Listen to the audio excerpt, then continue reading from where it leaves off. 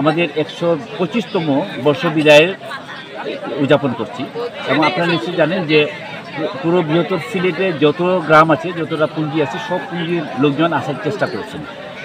এখানে পুঞ্জি প্রধান সহ এবং বিভিন্ন অতিথিরা আছেন, সরকারি কর্মকর্তারাও আছেন, আমাদের বিদেশি নাগরিকরাও আছেন আমাদের এই অনুষ্ঠানটিকে উপভোগ করার জন্য।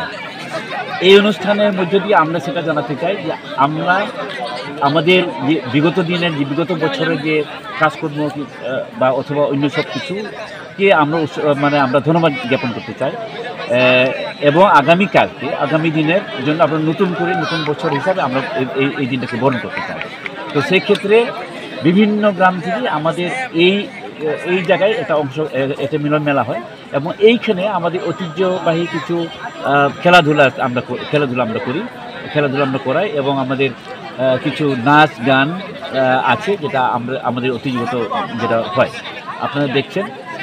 আমি আশা রাখবো যে আমাদের এই আগামী দিনগুলোতে আরও ভালোভাবে এই দিনটাকে উদযাপন করতে পারি।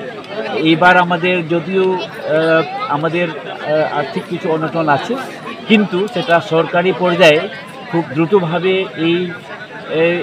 এই বিষয়টাকে ওনারা হস্তক্ষেপ করেছেন, যার কারণে আমরা এই বর্ষ বিদায় দিনটাকে আমরা আজকে শতবর্ষভাবে উদযাপন করার সুযোগ পেয়েছি। আমরা ধন্যবাদ জ্ঞাপন করি আমাদের যারা বাংলাদেশে, আমাদের সারা বাংলাদেশে বৃহত্তর সিলেটে খাসিদের বসবাস। এখানে প্রায় 70টি পুঞ্জি কাছাকাছি লোকজন আছে, ছোট বড় পুঞ্জি।